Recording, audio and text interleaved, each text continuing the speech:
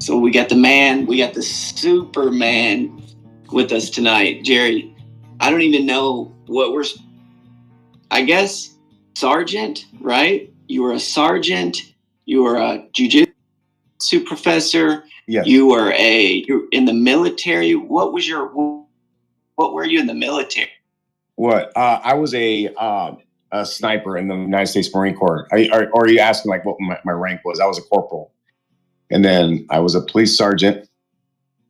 And then I retired and I opened up my jiu-jitsu academy down in Forney, Texas. So a few different things we can call you by. But for the people that are listening, you are the person that Roger and I trained with probably the longest stretch of time. And boy, did we have a good time. We're always talking about training there, specifically training with you. So I have a question. My first question, and I'm going to be totally random. I mean, absolutely random, because every other podcast is pretty much, it has a rhyme or reason. And I wanted this podcast to have absolutely no rhyme or reason.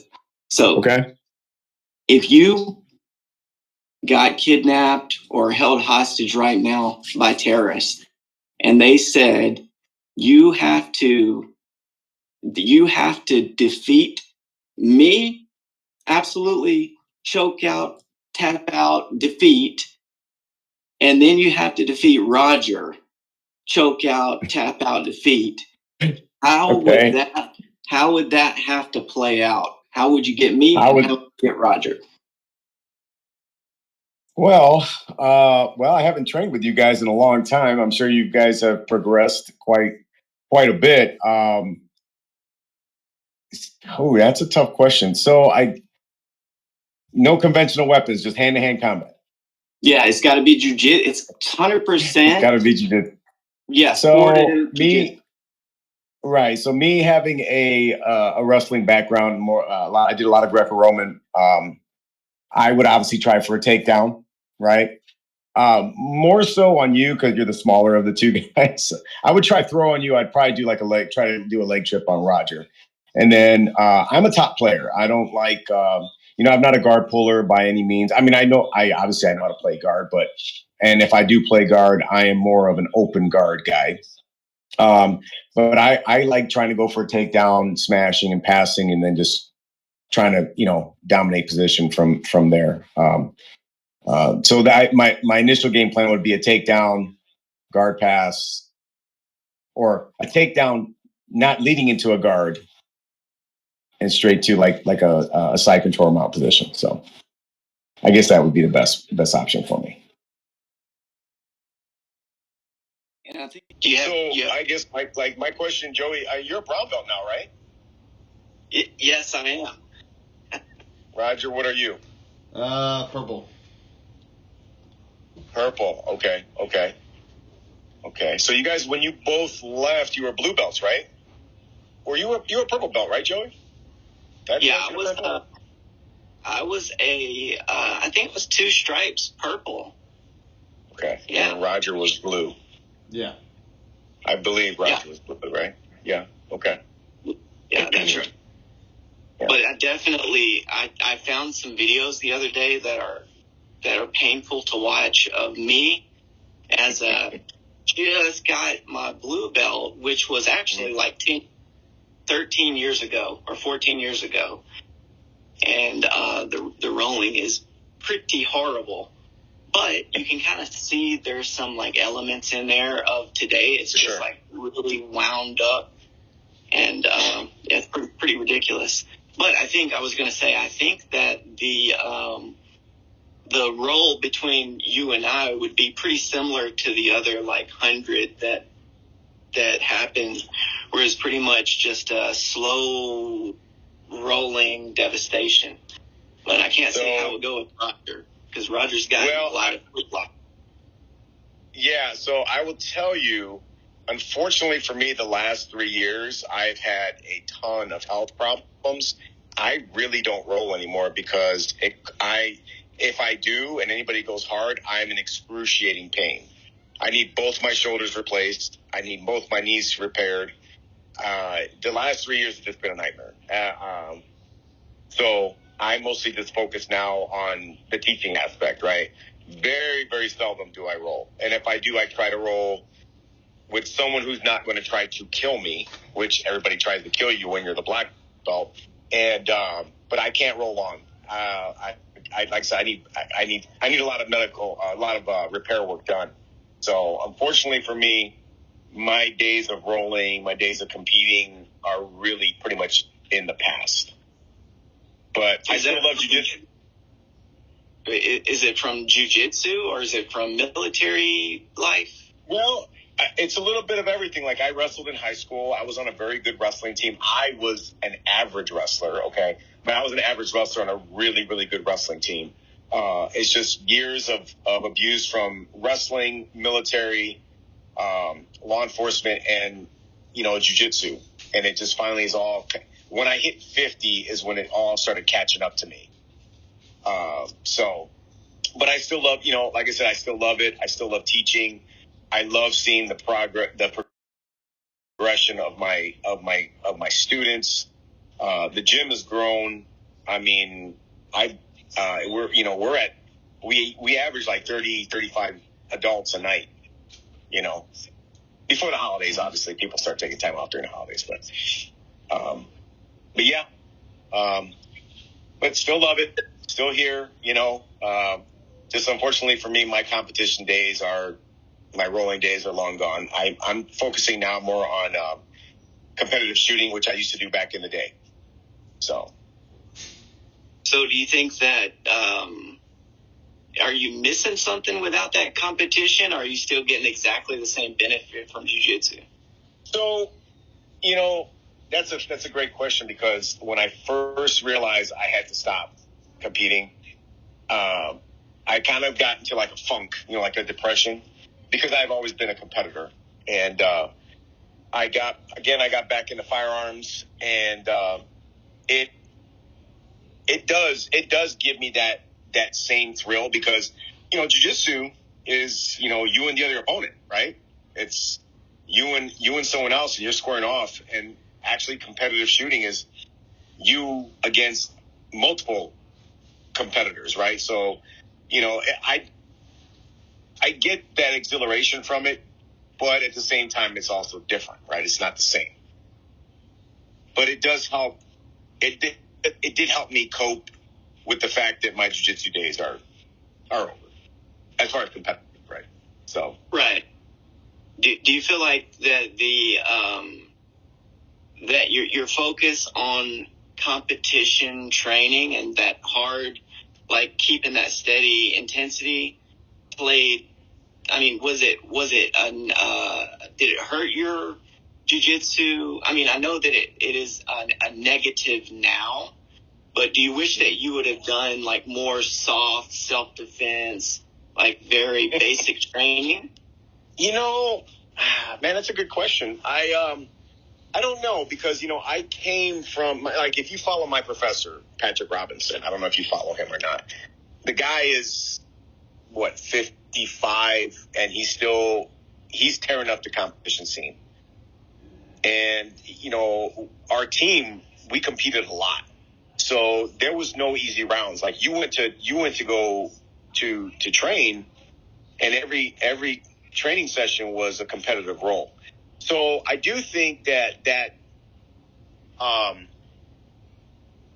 did play a part into it. That like, had it not always been, hey, let's hit the crap out of each other. Let's do this. But I mean, you got to remember too. Like, when I first started doing jiu-jitsu, that was how it was. It was about being competitive and testing the martial art as far as the competition scene. Now it seems like it's a little bit more balanced. I think you do have more of the self-defense. I'm seeing more and more of the self-defense over the competition. right?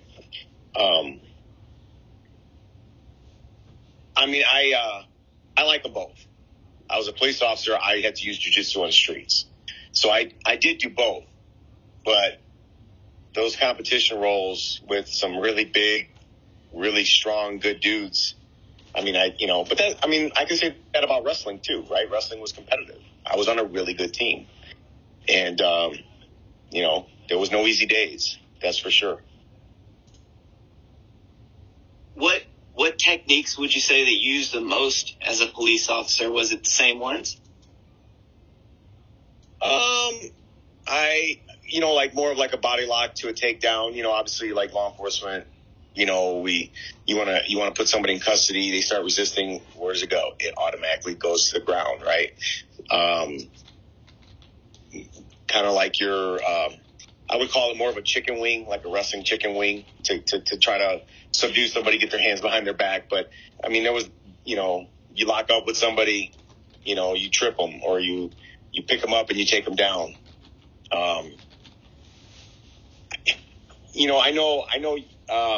From I remember, okay, now it's been a while since I trained with you.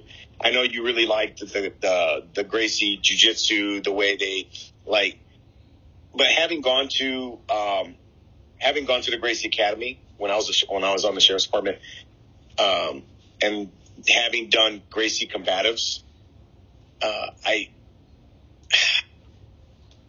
don't want to say this like I'm bashing the Gracies, okay, but a lot of that stuff that they show does not work, period, right? But does a berimbolo work in street jiu-jitsu? Absolutely not. You'd have to be the biggest moron on the face of the earth to try to berimbolo somebody in a street fight. I don't know if you or Roger remember, but I used to always say, if I have to tell you that this is not a street fight smart move, you're probably not.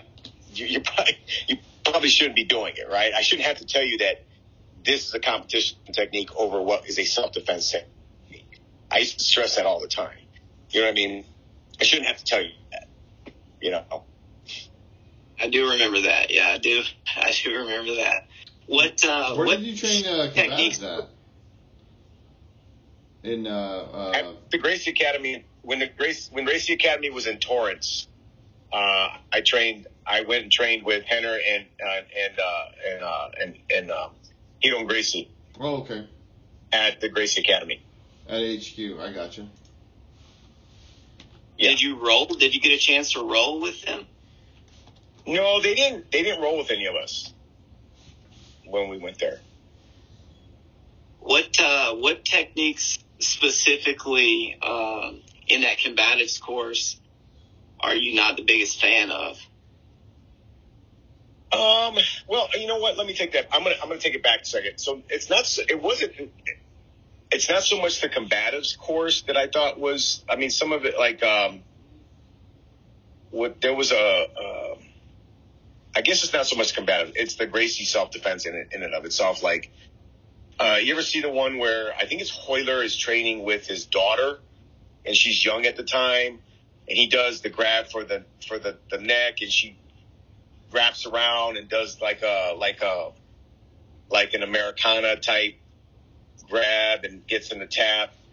A lot of that is just, in my opinion, having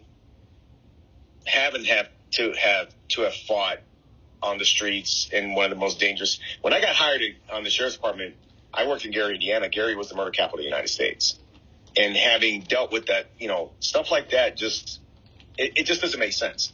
Some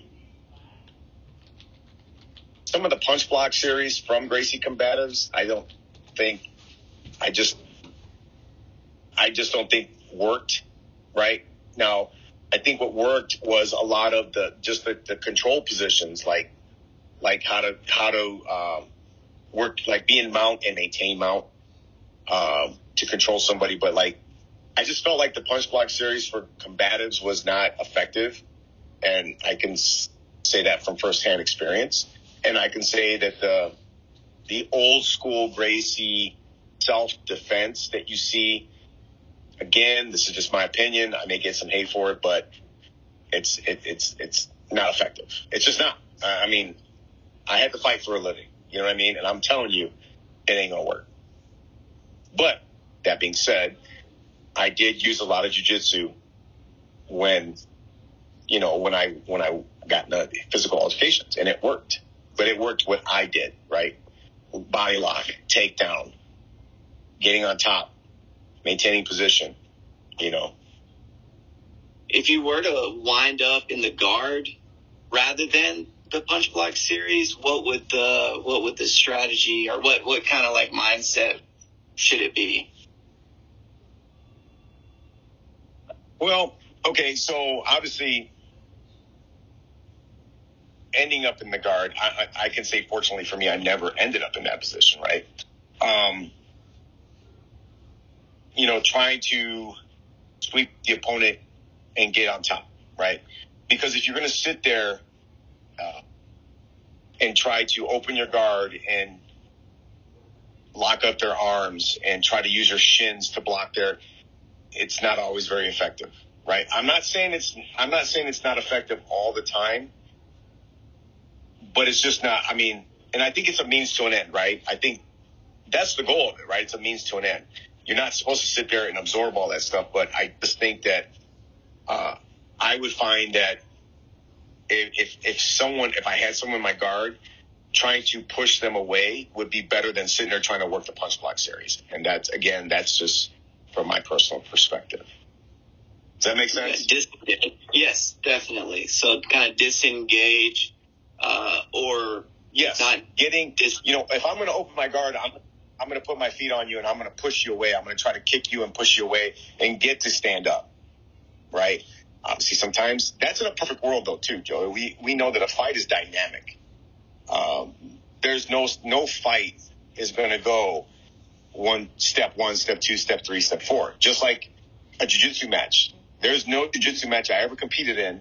It was going to be like, okay, I'm going to shoot in, take him down. I'm going to pass his guard. I'm going to go to mount. I'm going to do this. You know what I mean? Because why? Because he's fighting me as well. And he has a plan, and his plan to do something different than my plan. Yeah, absolutely. So whenever you got your blue belt from Sunshine? No, so I got my blue belt from a guy named Braulio Corral.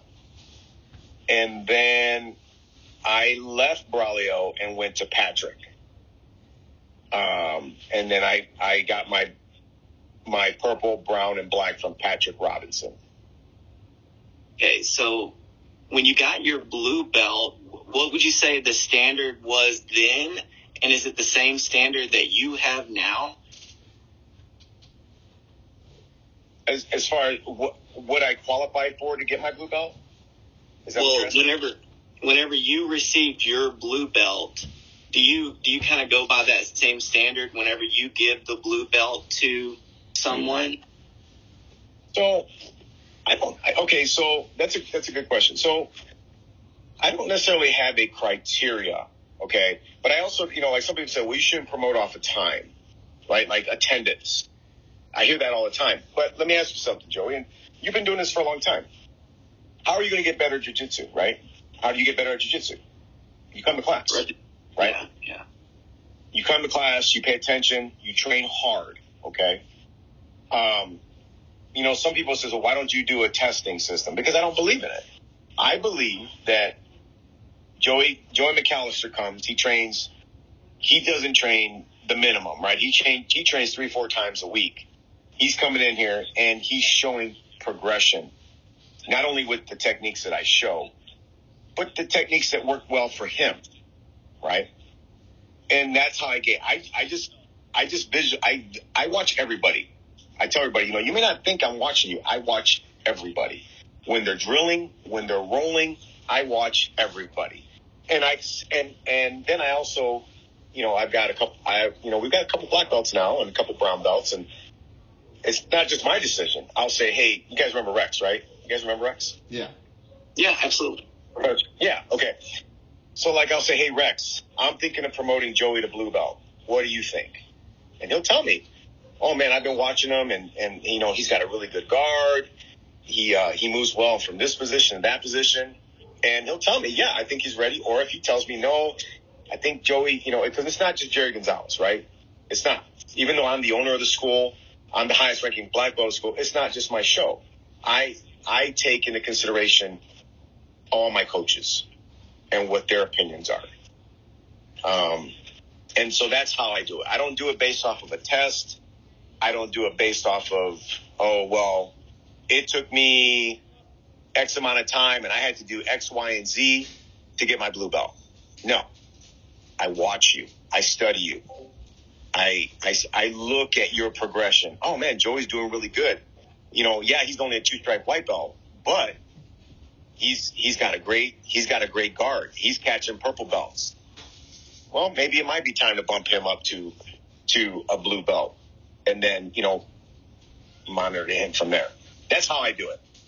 Right. So it's, in the same way that the jiu-jitsu journey is kind of very tailor-made to each person, then the progression is tailor-made to each person, right? So it makes sense that a test kind of wouldn't be the most fair way if two different people are training at two different rates and their blue belt is two different levels in reality, then the same test wouldn't be fair for both of them. So that totally makes sense. Do you recall the first time, and I do recall it, that I trained on the mat with you? I'm sorry, can you say that one more time? Do you remember the first time that you and I trained on the mat together? I believe it was in Rockwall, was it not? It was, yeah. Yeah. I remember training with you in Rockwall. I don't remember the exact first time, but I do remember that we met in Rockwall and you had shown up. I think were you a blue belt at that time? Yeah, were you I was. A blue belt? Yeah. Because you came from another gym. Yes, I did. I believe, right? Yes. The Gracie Academy, yeah. Yeah. Yeah. And I had that, what I recall is that I had my Gracie shirt on, and that of all the people, the first role that I ever had there was you saying, hey, the Gracie Academy, come here. And that, I don't remember that, but yeah. But it was a fair smashing. It was a respectful smashing. I never roll with anybody to destroy them, right? Because I always felt, and this, I get this from my professor, Patrick, I'm going to roll to the level that you bring to me. Okay. So if you're a nice, smooth roll, I'm going to be a smooth roll with you and I'm going to let you work, because what would be for me is, at the time I was a brown belt. Okay. So what would it be for me as a brown belt to come out here and just completely annihilate you as a blue belt, right? Or as a white belt? Because what's going to happen most of the time, you're going to get discouraged most of the time, right? Not every time. Some people will take it as a challenge, right? But most people will get discouraged and they'll say, well, why am I going to go train with this guy when he's not teaching me anything? He's just going and beating me up, right? And, I want you to stay and I want you to learn and I want you to become one of my black belts. And, to me, unless you come at me like a raging bull, I'm going to let you sweep me. I'm going to let you attack me. Now, I may not let you, you're going to have to earn a tap, okay? Because if you catch me in something, and I've been caught by white and blue belts, like, oh shit, he's got this and he's got it really good. I'm going to fight it. But if I can't get out, I will tap. And people say, oh, I'm sorry. Why are you sorry? That's what you're supposed to do, right? That means that obviously I'm doing my job by showing you the stuff and you're retaining it and you're learning it. But I'm not going to come out and just try to kill you. I've never been that way. That's just not the way I am. I'm going to roll at the level that you present to me. So if you roll at me, if you come at me like a raging bull, I'm going to give you a raging bull back. If you come at me smooth, technical, I'm going to let you be smooth and technical. But I'm going to challenge you at the same time. Absolutely, yeah. I got smooth and technical smashing, but not not just smashing, smooth and technical smashing. Hey, you gave it as good as you received. You always did. You did. I appreciate that. Yeah, I appreciate that because I tried really, really hard. Now, Roger showed up as a fresh white belt, so he came into the picture without any jiu-jitsu knowledge. I mean, the smallest amount, right, from some very, very light training in the past. What do you remember about Roger showing up? Were you still there? Yeah, you were still there at the time. Yeah, so like Roger, he was very attentive, right? I noticed that about Roger. He was very much a sponge absorbing everything, and it showed because when Roger competed, Roger did very, very well when he competed. You could tell there was a passion for it. Obviously, he's still doing it, right? He's still, he's a purple belt now, and hopefully brown belt, and then black belt, but yeah, I don't remember him immediately. I just remember seeing a big guy, and we get a lot of big guys over there, you know what I mean? And, but Roger, I can say Roger didn't come out I don't remember him being a spaz.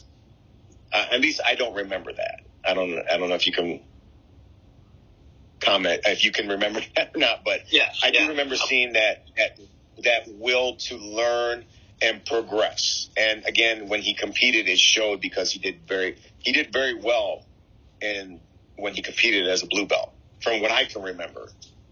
I think he brought home like 3 gold medals and a silver one time, I believe. Or maybe it was 4. It was impressive. Yeah, it was 3 golds and a silver. I remember that. Yeah. So my memory isn't bad, but it's not that bad. I still remember certain things. So yeah, because you were cornering me the entire day too. Yeah. It was an AGF, I believe, correct? Yeah, it was an AGF. Yeah, that was it. That was a good one. I wasn't there for that one, but I got the full story. What I remember about Roger coming in the door was, of course, we do have just a revolving door in jiu-jitsu of big guys that just come in and get like snapped out the door in a hurry. But that Roger was rolling and like getting beat and beating, but getting beat, and then having a good attitude about it.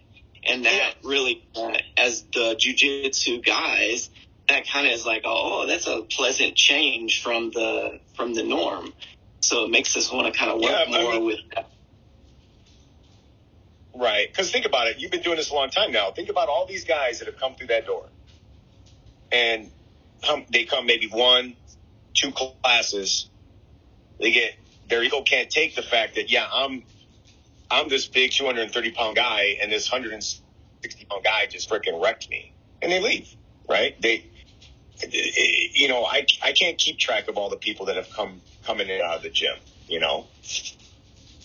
Fortunately right now we're retaining quite a few. And like I said, we've got a good group of guys. And, I got some brown belts now. Like I said, I've got a lot of purple belts. We're going to get some more black belts here really soon. And it makes me happy.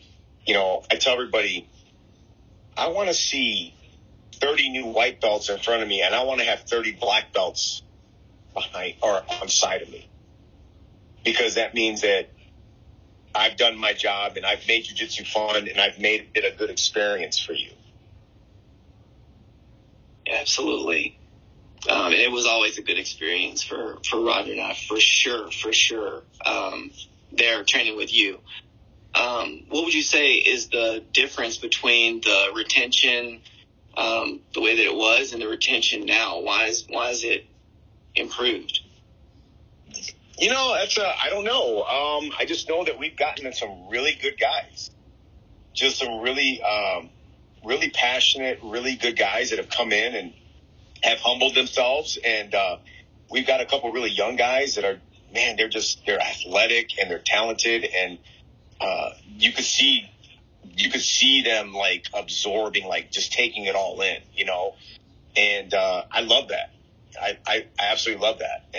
And like I said, I want 30 black belts with me, and 30 fresh new white belts there. And, you know, I always thought I'm building an army, you know, and I want to have that, you know. So a lot of times it's the mentality, right? Like the vibe in the place. Yeah. All of a sudden the vibe goes up and then everybody's happier. It's easy to tell when people are kind of, not happy, I guess, but that's not maybe the best word for it. But you know what? That does bring to mind some strange, this just has nothing to do with anything. But we talked a lot about being green lit. How would you describe that? What is that, being green lit, to people that don't know anything about jiu-jitsu? Well, so, you know, you get those meatheads. Is that what we were talking? Like, hey, Yeah. go get that guy. Yeah. So you get those meatheads that come in, and we've had, even when you guys were there, we had some meatheads come in, and, you know, you try to give them the benefit of the doubt, but like we had one guy, he was a young athletic, it was most recently actually. He was a great guy, but he had one speed, and it didn't matter. That speed was whether it was with someone like Roger or someone like who was a teenage girl. Oh yeah. And it's like, dude, you're a 6'1", 195-pound athletic guy. She's 5'4", 115 pounds. Now, granted, yes, she's here to learn a martial art and everything, but at the same time, you're going to discourage her by just coming in there and bulldozing her, right? Let her work. And he couldn't find that I don't know what the word is, but he couldn't tone it down for one person. So I had to stick some of my big guys on him, and I said, hey, go take care of that for me. And I hate to do that, but it's either going to make you learn or you're going to leave. Yeah. And he ended up leaving. You know, so This is a very hard thing to describe to people, because they see it as like a egotistical almost. They're like, you guys, you can't talk it out, so you're gonna send your goons to beat that person up. But it's right. not. They're not in our shoes. They're not, like we've said in the past. They're not trusting that person with their whole body, and Right. we are, the fact of the matter is that we've already tried to talk and they didn't get the message. Yeah. So now we're going to try to Yeah. show them reality, or what this could actually be like, and what it's like for everybody else that rolls with them. Right. And that either they either get the message or they don't. The last thing that we're talking about is being green lit. Yeah, right. And understand that that's yeah, not something I enjoy doing. I don't want that. But I can only tell you so many times to dial it down, and then I'm just going to sick my dogs on you, basically. I mean, it is what it is. Yeah, the thing is that people miss, who are on the outside looking in, they miss the fact that we have to keep almost like the water clean in the pool, otherwise everybody gets dirty, kind of deal. Right. And they want to show up and they want to be safe and they want to have fun and benefit from jiu-jitsu. Then this is kind of like part of the system that has to be in place. It's not the who knows if it's the best system that there is, but it is kind of like the part of the overall jiu-jitsu system that ensures that everybody is safe, happy, enjoying their time in jiu-jitsu and benefiting the most. And you don't even have to worry about that. If you're not the one, then you don't have to worry about it at all. Zero. And if you are the one, then just cut it out or we're gonna get you.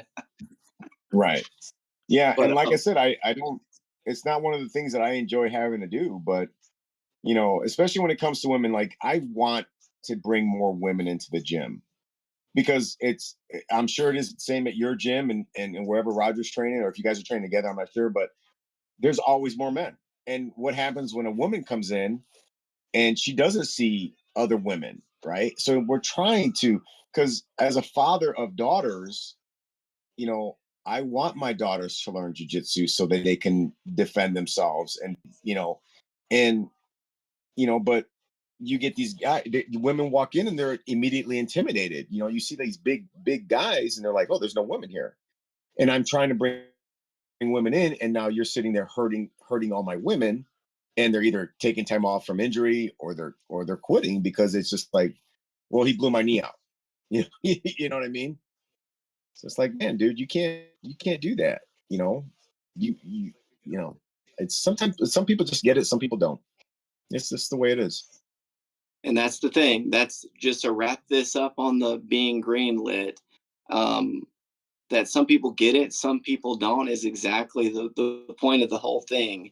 Is that if you're being dangerous and reckless, and you're putting even the ladies and smaller people at risk, then you just need to kind of cool it down just a little bit, and you'll benefit just the same from jiu-jitsu, and everybody is going to be happy and no problems whatsoever. So Yeah. that's done with that. Now, as far as blue belt to purple belt, I know you said that from white to blue belt, there's not a standard necessarily. Maybe there's a standard. There's not a test or anything to do with that. It's just you watch the person. It's the same thing from blue to purple belt. Same idea. Blue, white all the way to black. White all the way to black. I look at your growth as a jiu-jitsu practitioner. It's not just, how are you? Do you step up when there's a new guy and you say, hey, Professor Jerry, I'm going to work with this guy and I'm going to show him how to do a guard pass. When you're showing a level of proficiency as far as technique wise, and a level of maturity as far as being beneficial to the gym. Does that make sense? Yeah, absolutely. Yeah, I agree with that. Yeah. For sure. For sure.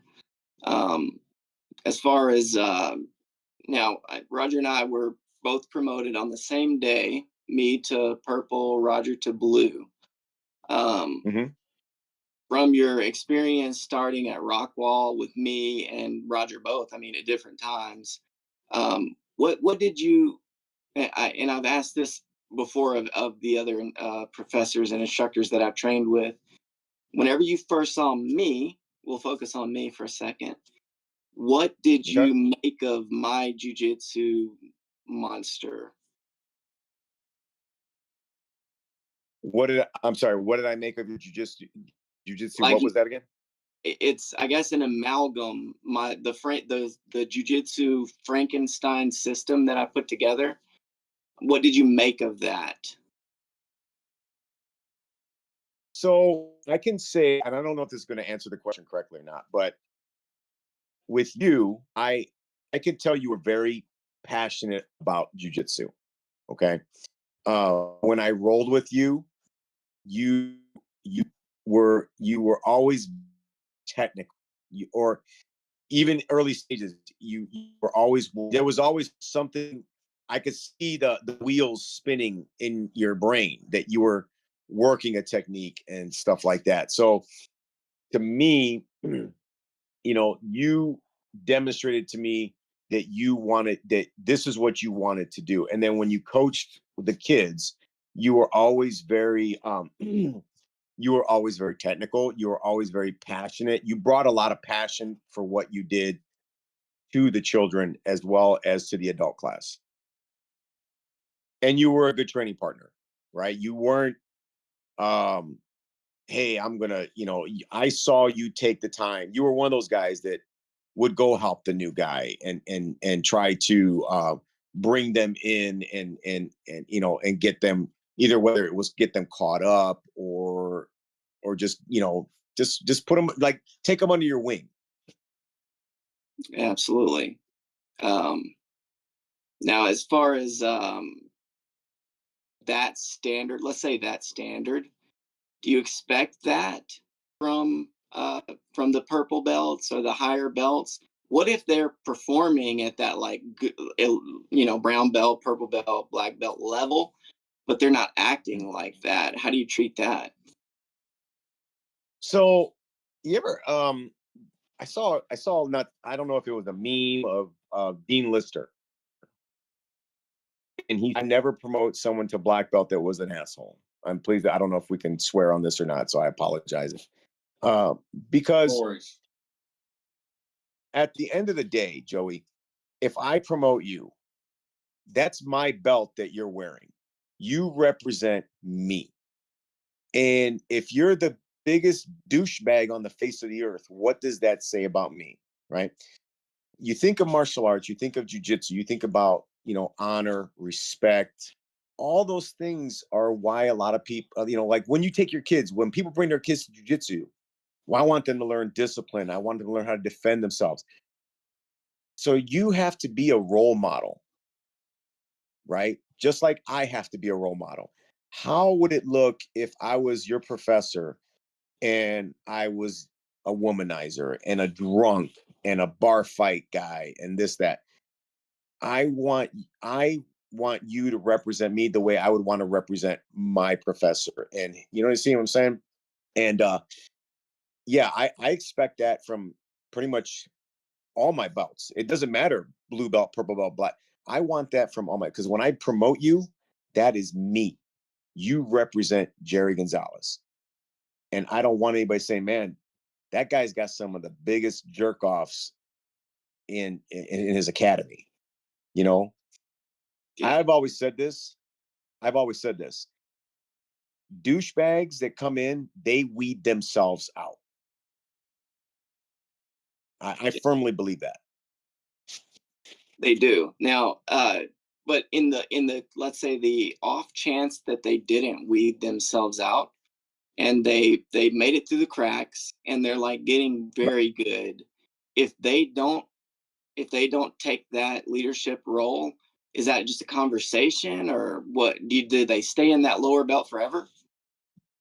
No, I mean, okay, so if you're a brown belt, right? And I may not like you personally, but I'm never going to hold you back if you possess the skill. But I am going to tell you, I will have that conversation with you. Hey, dude, I don't like the way you act. I don't like the way you talk to people. And it may take you just a little bit longer to get that black belt, because I do want to see a level of respect and maturity from my higher ranks. I'm not going to promote you, but I'm not necessarily going to promote you right away. Yeah. Are they in a situation where they could be, not to harken back to this green-lit situation, but if need be, they're not following they're not following the leader. They're being reckless. They're rolling very effectively and able to keep up with purple, brown belts. Is that the type of situation where you have to get very, very serious with the person?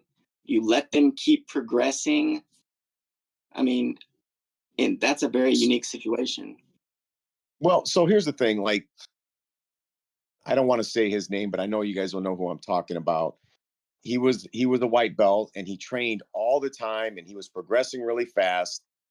And then all of a sudden he stopped training and he started, but he would show up for promotions. We all know that guy, right? That guy that he's not there for 6 months, but come from when we announced, and he was upset because I didn't promote him.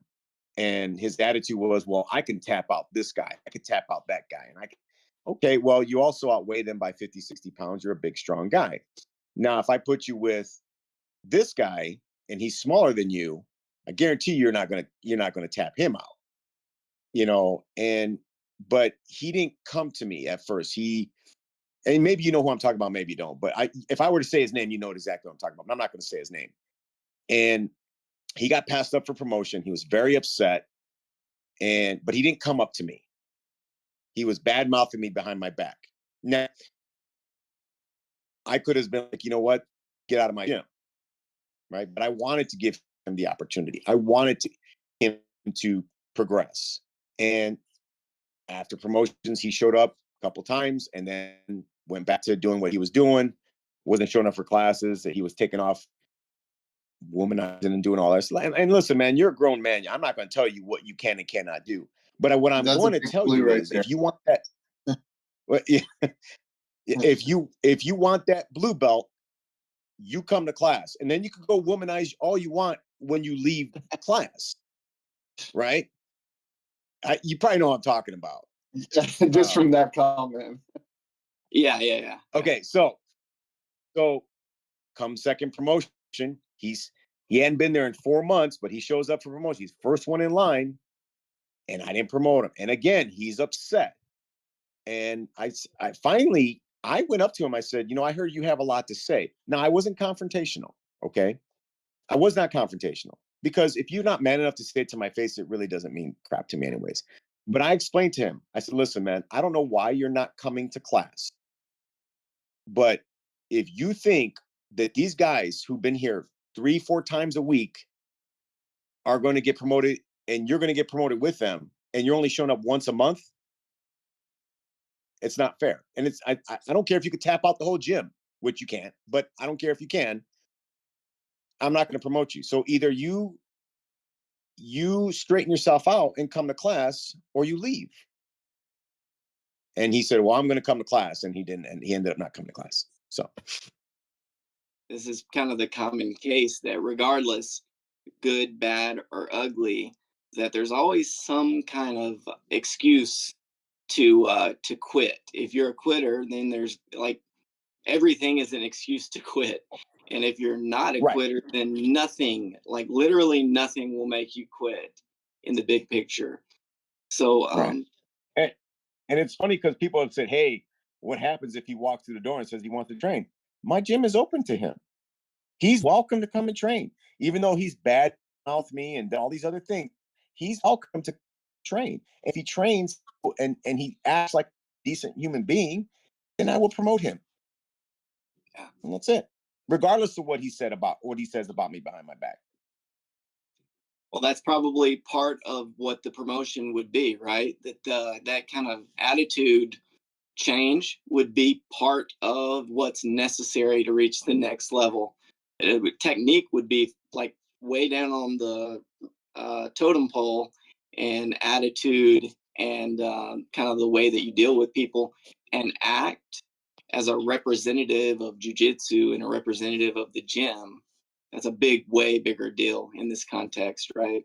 Right. Because what do people think of fighters? They think they're meatheads. They think they're dumb. And I tell people, I go, some of these professional fighters are some of the most intelligent people you'll meet in your life.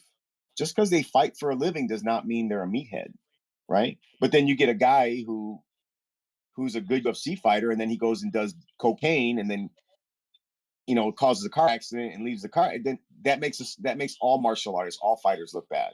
And that's not what we're here for. I want to be a role model. When I die, I want to feel like I left an impact on these people's lives, on these kids' lives, on my adults' lives. And I want them to carry on that legacy of jiu-jitsu and my name when I'm gone. That is one of the biggest things that we're trying to do with this podcast as well, is kind of bridge the gap between the old school and the new school, which is like a gigantic chasm. There's just outright, almost like that there's little to no connection between the two. And although I think sport, the sport is growing huge, that everybody would benefit from remembering the history, the way that the thing played out, and incorporating that in some way into their jiu-jitsu. For example, what I mean is, I'm sure you get it, for the listeners, that I would put myself in a defensive position, like sometimes the entire class, when I could definitely get out, but just to sharpen that defensive kind of in my mind like hoist. I'm trying to defend everybody so that nobody can tap me, and that sometimes is left out 100% from folks from definitely from white to blue belt, but in general in their whole jiu-jitsu career. Mm-hmm. You ever put yourself in the defensive positions and just hang out on the bottom and defend, or did you spend your entire journey attacking, Yeah. going for the kill? Yeah, like I said, I look for an overall growth and progression. It's not just about how good you are at jiu-jitsu. You know, we all know who Gordon Ryan is, right? I think you guys know who Gordon Ryan is, right? Yeah. The guy is a phenomenal jiu-jitsu practitioner, okay? But is he someone that you would want your kid to model? The way he talks and the way it's like, okay, you're trying to be like Conor McGregor and you're trying to sell tickets, right? And what happens 99% of the time, you're either going to buy an event to watch him win, or you're going to buy an event to watch him lose. So it's a marketing technique. But to me, it takes a little bit away from him, right? As good as he is, Gordon Ryan is the best right now. I don't care what anybody says at sport jiu-jitsu, right? No-gi jiu-jitsu. But in my opinion, he's not a good person. And I'll tell you what I find really disappointing about that whole group of guys before they split up. They were so cocky and arrogant, and coming from a Renzo Gracie, I would have thought like someone like Renzo Gracie would have reeled those guys in and said, "Hey," but he did. He let them go off the rails, and they are, in my opinion, they are poor representatives of jiu-jitsu to the youth that are out there trying to learn jiu-jitsu. Doesn't take away the skill, right? The guy's wrecking everybody. Doesn't take away his skill, but I don't respect him as a jiu-jitsu practitioner because the way he acts. I don't like that. And just like I don't like Conor McGregor in the UFC. You know what I mean? And this is exactly, like what I was talking about just prior, that sometimes they sneak through the cracks and they get really good, Right. and they still have kind of a pissy attitude. So and he's they are. Yeah, I mean he's the best, but he's not a good representative of jiu-jitsu in my opinion. So the question is, and it is, I don't want it to seem like a joke, but it's reality.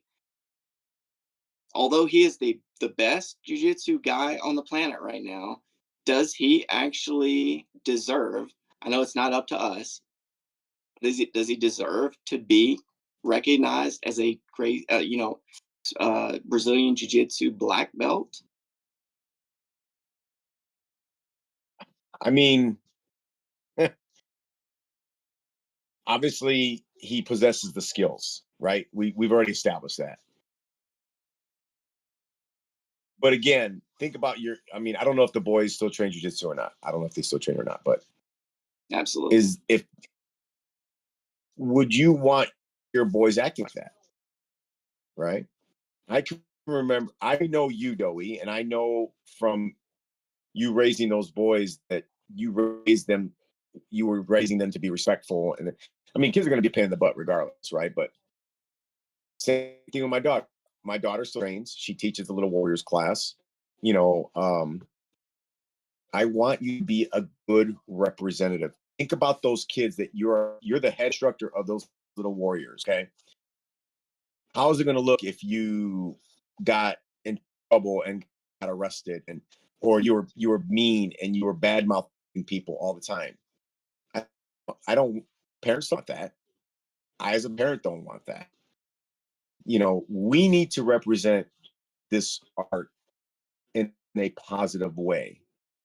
and someone who, he does that crown, that fake crown, and he shushes the crowd. Come on, man. I mean, I don't like all that. And that's why I don't like him. Again, the guy is a phenomenal jiu-jitsu practitioner. I just don't like him. So. Yep. Nor do I. We talk a lot about the top, really the top tier guys right now. Gordon Ryan. What's that other guy, Roger? The guy I don't like, Craig Jones. Yeah. Fantastic jiu-jitsu guys, but just the phenomenal. Possible. Yeah, they are, but they're doing it for a reason, right? And honestly, I don't know about you. I got rid of flow grappling. I got rid of all that because it became it's become such almost like a sideshow, like a circus.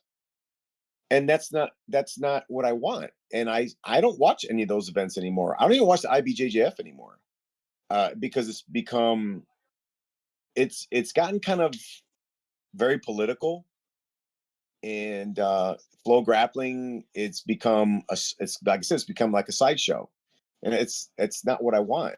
And I mean, I was a member of I've been a member of the IBF forever, and I stopped paying for my membership. I was like, when flow grappling first came out, I was one of the first people to subscribe to that, and now it's Flow Sports, and I don't have it anymore. People say, "Hey, you gonna watch these matches?" No, I'm not gonna watch them. I don't care anymore. They don't represent what I want. I could care less who wins now. So. Yeah, absolutely. Would you say that it's more important for us now as guys that are in the position to promote people, to bring them into the fold, that we look harder at the way that they're acting and their attitude based on kind of this culture that's developing, or that's well developed at this point?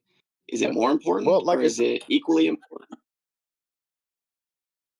I think someone's characters has a lot to do with it. I mean, okay. So I know you had mentioned opening up a school. I don't know if you ever did open up a school or not. But again, remember this, Joey, that if you open up a school and you promote people, they represent you. And is that the kind of person you want representing you? And that's the question you got to ask. I don't care if he's a white belt who wrestled in college and he's destroying every single black belt in the gym. Okay. If he's not a good person, that's not a person I want representing me. Okay, so we're talking about the other day that Roger got the chance to roll with Blake and Hannon. Literally, probably 2 weeks ago. Roger, how would you say that went? How would you qualify their game?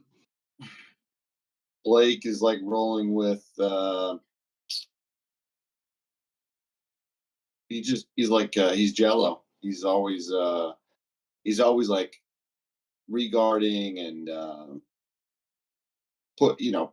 he's doing like that head push and shrimping. He's constantly moving. It's fantastic. And then Hannon was in a weird mood and he basically turned into Gumby. It's kind of just like laying there and trying not to get like tapped, but he just was like, "Oh, I'm just gonna lay on my side," and it's just being a goofball. Yeah. Same old. Would you believe though? Go ahead. No, go ahead. I'm sorry. No. I was just gonna say, would you believe that the baby Sage is, of the three of them, jiu-jitsu wise, probably technically the sharpest of the three. Now Blake is just nonstop go, exhaust the heck out of you. And Sage, although she's 6, she's more like get on top, stay on top. If you're on top, wind up on the back. If you're on the back, then choke to finish. Like very step by step in the fight kind of approach. That's awesome. Roger, did you roll with her the other day as well? You definitely watched her roll. No, I just was showing her a couple of things. We just were drilling a couple moves. Yeah. But you definitely got to see the technique, right? Yeah, she had to roll with Al. So Yeah. So she's doing really well. And I got the 8-month-old now, just starting to kind of flip her around and get her familiar like we do. Now I can't. What were we talking about right before we went to break there, Roger? good question. Oh, it was sport jiu-jitsu, Gordon Ryan, all of Yeah. those guys. Right. Canceling flow grappling. Yes. Yeah. The only reason that I have anything to do with that is that Nick Cooley, that we trained, that trained with us previously, still friends with Roger and I, that he actually had a match with Luke Griffith. Do you know who that is, Jerry? Mhm. Luke Griffith. No. You know that Mhm. he's a titan of a gigantic guy, and he had a match with Nick Cooley, who is, you remember Nick, right? Yeah, I remember Nick. Yeah. Yeah. He's Well, he one had a of match. Danaher's guy, Luke guy. Yeah. Okay. Yeah. Really fantastic. But that was a crazy match.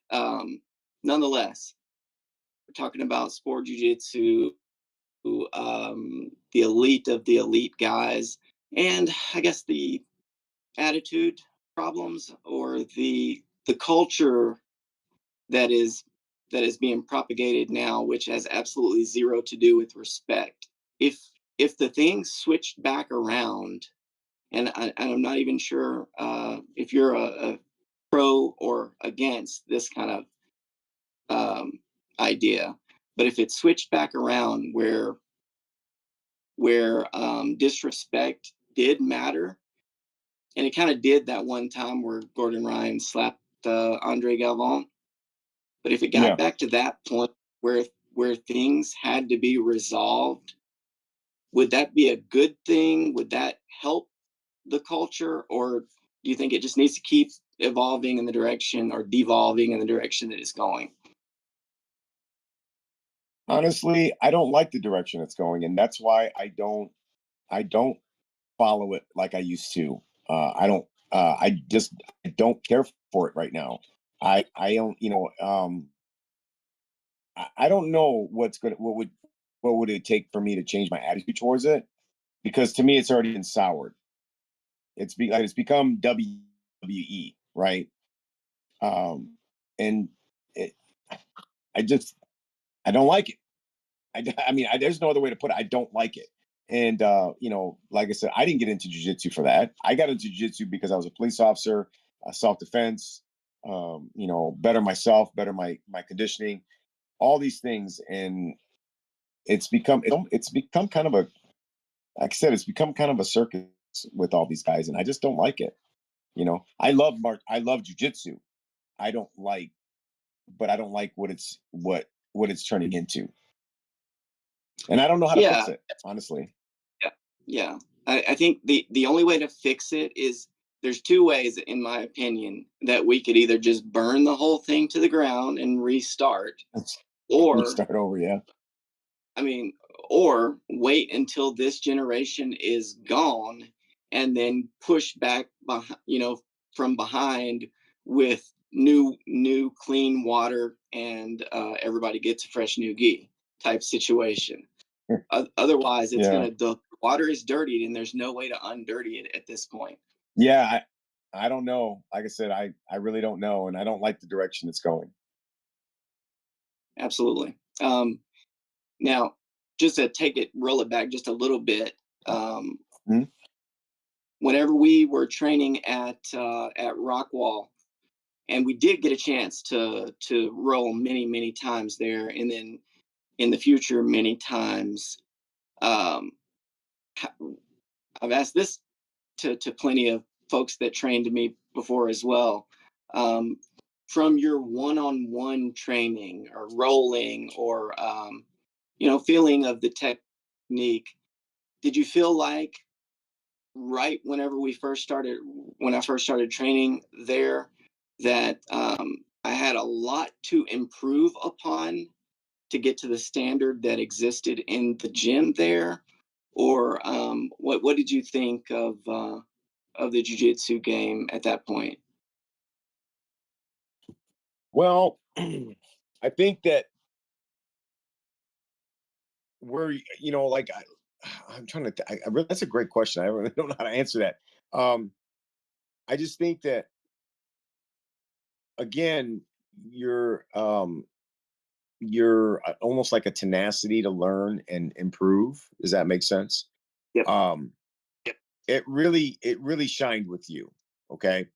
And I never felt like, oh, well, if he's a blue belt, he's not a blue belt. Right. I've had guys come to the gym that were wearing a blue belt. And or I had one guy come into the gym and said, well, I was a blue belt, but I stopped training like 5, 6 years ago. Okay.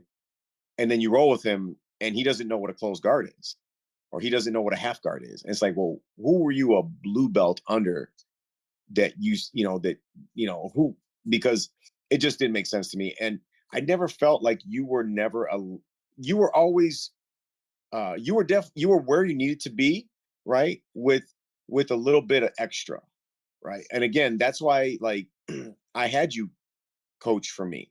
If I didn't, if I didn't, if I didn't believe in your technical skills and all these other things, I wouldn't have asked you to coach, right? And I always look out for people as well. Like, I looked out for anybody that works for me. I always try to take care of them and everything. So I've always considered myself to be try to be a fair person.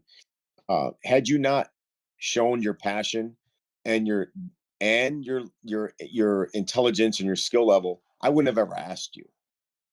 So does that answer your question? Absolutely, absolutely, it does. And the main reason that I ask is the first um, probably 14, literally 14 years that I trained jujitsu was a little bit here, a little bit from there, a little bit from here. I trained with Gracie Baja for uh, 4.5 years, but almost 5.5 actually. The reality was that I was doing the majority of the teaching in that situation. And if I wasn't doing the teaching, then it was other blue belts and maybe a purple belt. So I really never had a, like a person to say, hey, you need to improve this or you need to do this or that. That it was literally just train, train, train all the time. And Yeah. whatever happens, type of situation. Now, I remember pulling Roger into that mix, helping with those classes, and Yep. like you just as you just said that you wouldn't if you didn't trust that person, their technique, and them as a person, that you wouldn't have them in that position. So I take it that you felt that same way about Roger at that point. Yeah, no, absolutely. Roger showed, again, yeah, he showed a desire to learn, a passion to learn. You guys were great with the kids. So Roger helping coach was just another, like another cherry on top. You guys did a great job. Um, so no, there was something, man, I had something to say and I completely forgot. It was leading into this, but if I can remember it, I'll come back to it. But Yeah. no, you guys, like I said, you guys were always reliable, passionate. You brought a good energy. You guys were good with the kids. I can go on. And again, that's why I had you guys, there, because I appreciated you guys. We appreciated being there, Jerry. We appreciated that entire time there, just for knowing, big time, big time. But it also had the keys. The old school. I've said this in the past on this show, that the old school thing about whoever has the keys is most likely, if somebody shows up to challenge jujitsu or to fight, that person is the most likely to fight since they have the keys. So that has nothing to do with this situation. but I did in fact have the keys. Roger, do you have any questions before I get into the crazy questions for Jerry? Yeah, I just want to know if you remember that one guy, Bucky, that heel hooked you. Yes, he was brought up not that long ago, believe it or not. Oh, wow. Oh man, I wanted to kill that guy. Yeah, I do remember. I literally was talking about him about 2 months ago. a Did you ever cautionary tale. find out what was the deal? What was the deal with him? Had he Man, trained Nogi? no, he said that him and his buddies would watch UFC on video and then they would fight each other in the garage, and that's how he learned. I mean, obviously he had some kind of he was somewhat athletically inclined, right? But I still don't buy the fact. I mean, because he'll hook me like he'd been doing it forever. And here's the thing: I was not rolling with him like that. I was rolling with, again, I was trying to be, just trying to be smooth, try to let him work. And, had I known he was going to attempt heel hooks, I would have never put my foot out there. And he did that. And oh boy, I almost killed him that day. But yes, I do remember Bucky. Well, this is the day, Roger. That I mean, he came a couple of times, and we can cut his name out or whatever, but if we need to. But I remember that I was one of the first people that he rolled with, and of course, like I'm trying to white belt him, and he just hit the freaking gas all the way to the floor. Yes. So I'm like, headlock. I'm gonna headlock like that. But if you ask him, he's like, no, I never trained. I never did this. But it's like, dude, you had to have done something because I mean, I don't know. He was an odd character. So whatever it is, what it is. Well, he passed my guard. He passed my guard in like probably 3 seconds that day. Got me in a headlock. Of course, at that point, it's like, of course, I can dig myself out of this hole, but I'm pissed off the whole time that I'm digging, thinking like, I'm gonna wait till I get to the top here. Just wait. And that did happen, but it happened again and again and again and again. So that's one of those other situations that we're talking about. Roger, anything else other than that goofball? Oh, I was just glad you guys said I could just smash him. Yeah. It was a treat. Yeah. Yeah, well, he ended up quitting. Yep. He did. He did end up quitting. He didn't fall in line. Yeah, just for the record, like I said, we can cut the name out of this talk. The important thing is, even for people that are listening, you've got one of these guys probably either in your gym, you will have them at some point, or you've had them in the past. Yep. You'll get them. That they're showing up and they are they're telling you one thing and then they're demonstrating another.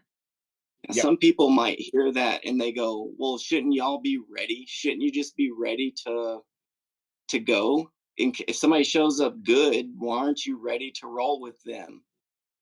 Well, we're ready. We're ready to roll, but our first inclination is to build you, to serve you, and bring you up slowly to speed. If you roll with us like you're really trying to kill us, then you might be careful what you wish for type of thing. Right. That you're showing up to a place that prides itself on people using jiu-jitsu to dominate other people when it boils down to it. And if you show up trying to dominate those people, then you're liable to get dominated yourself. And that's kind of what happened. I almost broke his arm. I'm not kidding you. Yeah. Oh, I think he was injured. For the people, Oh yeah. Well, You guys put a beat down on him so bad that he had to quit. Yeah. it was Yeah. deserved. It was deserved. Okay. Yes. The person that we're talking about had already injured Jerry. Yeah. He injured you. Yep. And this is a situation that we're talking about here where we're not it's not like we slap bump and then we're competing at the hardest level that we can compete. So when somebody does do that, it's almost like that you have cheated. Now that sounds crazy for the people that are listening. It sounds crazy to say just because one guy goes hard, how is that cheating? And it's the simple, what it boils down to is that you took the kindness for weakness almost. Yes. That you exploited the fact that we aren't rolling at top intensity and used that to be reckless or to try to hurt us. So yeah, we tried also, by the way, to talk it out or to train it out. It just wasn't going to happen. So I he got what he coming to him. Anything else, Roger? I'm excited for these crazy questions. Oh, so I'll get right into these. And if I think of anything else, or Roger, you think of anything else, we can always cut this where we need to cut it, or edit it where we need to edit it. So if I don't know if you're a fan of horror movies, but regardless, if we're talking about horror movies, what is a horror movie that you could put on right now that we could say still scares you? If you put it on, that you're going to have problems going to sleep. Anything with clowns and little dolls freak me out. They give me the creeps. Can't tell you one specifically, but if there's a clown, an evil clown, or a doll, I'm out. What is that? What is that one? Annabelle, I think is it. Oh, Annabelle, there's another one. Yeah. Well, that's one. That's a good one for sure. So if you had to be attacked by a normal size, I'm not gonna say a Rottweiler or a big dog, normal size dog, or a solid cat, which would you rather be attacked at full blast by? Man, a dog, because cats are just nasty. Cats are freaking ferocious. Like, they come at you with claws, teeth, everything. A dog just tries to bite you. So no, I'd rather be attacked by a dog. That's a lot of people have said that, and I agree 100% because I have a cat that has went crazy and attacked people, like full on attack them like Freddy Krueger. Just cats are nasty. Yeah, they're bad. If your wife said now, let me preface this by saying I don't know if you're a fan of Chickflix. If you are, then make it some other kind of movie.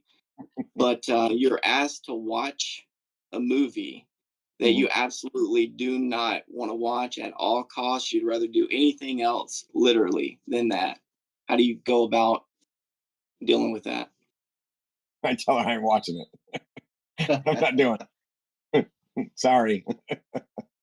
That's the best way to do it. Yeah, I'm upfront about it. Yeah. So if a zombie outbreak happened right this second, what would your first few steps be? I would secure my home. I would I'm not a prepper per se, but I do have a lot of guns, and I would secure my home. I would lock down my home and because for a while there, when all this rioting and stuff was going on, people were talking about bugging out, and I'm like, well, why would you leave your comforts, right? So no, I would secure my home and set up a watch post and take pop shots at zombies from my roof. Yeah. So most like, I don't know which one that is, but I guess, dang, it's one of the newer ones where they shoot at them from the roof. That would be pretty freaking awesome. Yeah. Your favorite cartoon of all time? Favorite cartoon of all time. Well, you gotta remember I'm old school, so I love the old Bugs Bunny, Daffy Ducks. Oh, did we lose them? Nope. I'm still Still here. there, Joey? Okay. Yeah. I'm still here. Sorry. Yeah. Old Bugs But Bunny, Daffy Duck. Those kind of Looney Tunes. last book that you've read? Oh, I just finished. Gosh darn it. Oh, the Warrior Poet Way by John Lovell. He's got the Warrior Poet Society. He's a former Army Ranger. The book is The Warrior Poet Way: How to Live and Die Free. It's definitely a book I recommend every man should read it for sure. A woman can benefit from it too, but it's a very good book. It's by John Lovell. He was an Army Ranger, and a great book. I'm currently reading Endure by Cameron Haynes. Oh yeah. Yeah. Cameron Haynes. He had something to do with David Goggins, right? They tried to basically kill each other or something, run until one of Yeah, them died. they do all those. They do those long endurance races, and he's a big hunter. Cameron Haynes is a big hunter, and he's been on Joe Rogan and all that other stuff. But I just started that book, but yes, it's a good book. So this is a big one here because of your past history. When would you say it's okay to run from the cops? What would you say? Oh my goodness. Well, all boys and girls out there, you never run from the police. But if you have to run from the police, gosh darn it. I don't know how to answer that. It's a tough one. That is a tough one. If you, man, I don't know how to answer that. I really don't. Let's see. If you've determined that person, so the outbreak that we were talking about a second ago, where zombie outbreak, if you've determined that person is one of the first or involved in the outbreak whatsoever, they are in fact being infected, then you can run from them. I would say, you think they're a zombie, you're pretty sure they're a zombie, yeah, you can run, right? Yeah. There you go. There you go. Beat telling. Yeah.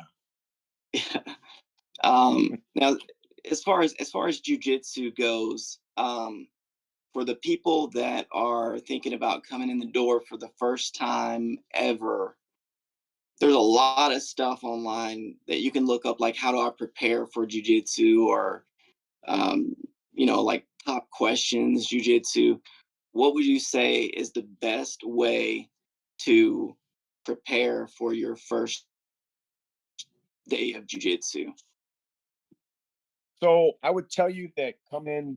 We always hear that saying, "Leave your ego at the door," and that is so true. But come in with an open mind, uh, and just trust in the people that are there to teach you, right? Not come in and and be that guy that, well, I want to test this guy out and stuff like that. Come in, be humble, be open-minded, and understand that you don't know everything, right? You're more than likely you're gonna get wrecked, right? And when you do, look at yourself and say, man, you take it as a learning experience, because if I would have taken the very first time I trained jiu-jitsu, I got wrecked the very first time I trained jiu-jitsu. And I went in thinking, oh well, all this other stuff, I'm gonna be fine. And I got wrecked. And I left, and I went home, and I literally walked in the door and I threw my bag across the house. And my wife said, "What is your problem?" And I said, "What happened to me tonight will never happen to me again." And that's what started my jiu-jitsu journey. I opened myself up to the fact that I'm not as tough as I thought I was. And I humbled myself, and here we are 20 years later.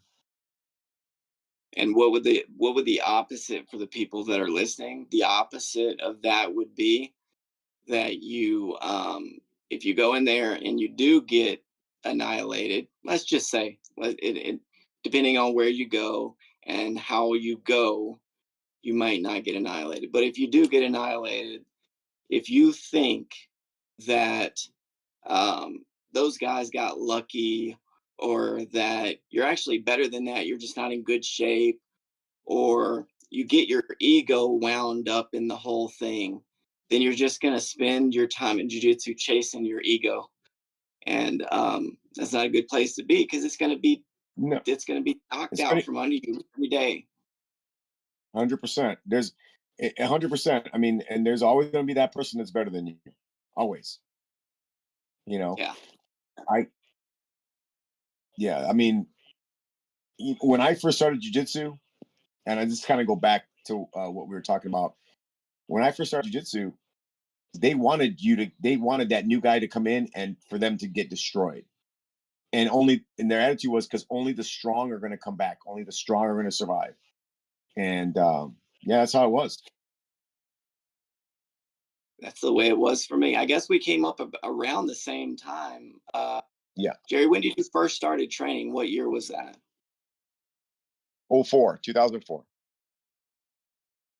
Well, I came in a little bit earlier, but I had a big gap between 2001 and 2000. Yeah, it was about 2004. I guess I trained once a month during that whole time. But it was a way different vibe. I mean, but it was almost like everybody was fighting all the time, just constantly. I mean, ego knocking ego, and whoever the biggest one just survived. So maybe we got lucky that we're still training after all this time. But I mean, it really does have to do with your mindset. Regardless of what happened, you weren't going to quit no matter what. I'm not going to quit no matter what. Roger's not going to quit no matter what. So it really just depended on how painful it had to be, I guess. Yeah. Yeah. Now, just one last question about your first class. Your first experience with a jiu-jitsu savvy person, what was that like? Did you expect them to be that good, or was that a surprise? No, it was a complete surprise. Like I said, I wrestled. Like I said, I was part of a really good wrestling team. I was a tough wrestler. I wasn't like a really good wrestler. I was tough. I held my own. And I went up against this little scrawny little guy, and he just wrecked me. And it was humbling. That's the same story that a lot of us have. Now, most people are bigger than me in jiu-jitsu. So I guess I had the least, what would I say? It was a lot. You, Roger, you guys are both pretty strong, athletic individuals. I would say that I came into jiu-jitsu very overwhelmed, very out of my element, and in my mind thinking, like, I know what jiu-jitsu is. I saw the first few UFCs, and I'm probably a blue belt, or I'm pretty good right from the beginning. Didn't know anything at all. But my experience along those same lines was getting dominated pretty much every day for, I don't know, the first couple of years that I was in jiu-jitsu. But yeah, crazy experience. Roger, anything else for the professor here? Just I'm just curious, like, what is it taking to build this gym, this business up? Obviously, it takes a lot of work to build up to that. All these students and keeping instructors. Right. So I will tell you, it's going to be, it's always going to be a revolving door. You're going to get, people are going to come and go, and you can't, when we first opened up Forney and someone would quit, man, it hurt. Like, it cut me deep. Like, what was I doing wrong? Right. Why did this guy leave? Was it something I wasn't doing correctly? And then I realized that's just the nature of the business. Right. But if you treat people with respect, and you put out a good product, and you have good coaches, all eventually build itself. And I like to think that when I told my competition stories, I don't tell about how I won this and how I went. I tell about my defeats and how I learned from those defeats, right? And because it's not just, well, it's just me and I'm pounding my chest and I'm Jerry Gonzalez and I'm this, that, and the other. Because that'd be me lying, right? I did okay. I did decent in competition, but I had just as many losses that I did have wins, and I learned from those. And don't be ashamed. Don't be afraid to kind of make fun of yourself a little bit when you tell a story, because no one's going to believe you when you say, yeah, because if that's the case, then I'd be a world champion, right? And I'm not. Be humble, put out a good product. When people leave, it is what it is. Someone's going to come back inside, and hopefully it'll continue to grow. Like I said, we've had a really good growth here over the last year and a half.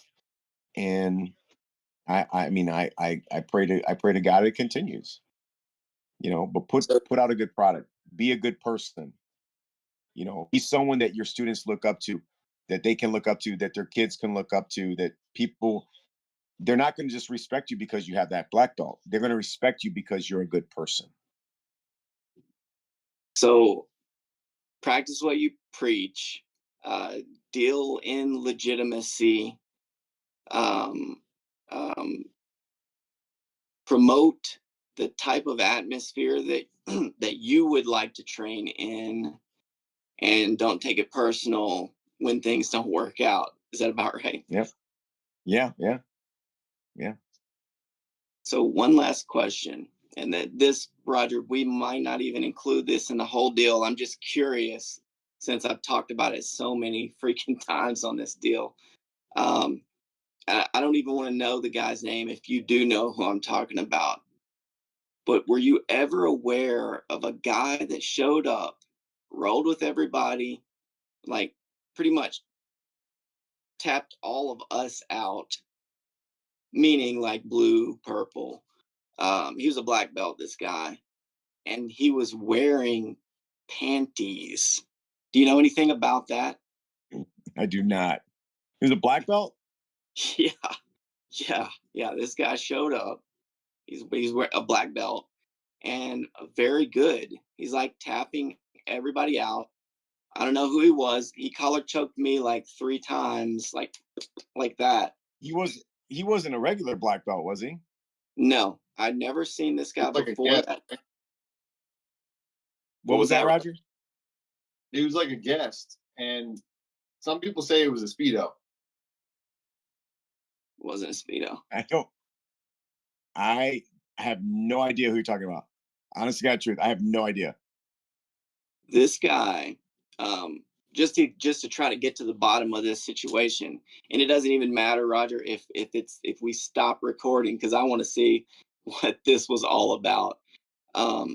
This was a time, I don't even know how to pinpoint when this was or who this guy was, but he showed up randomly.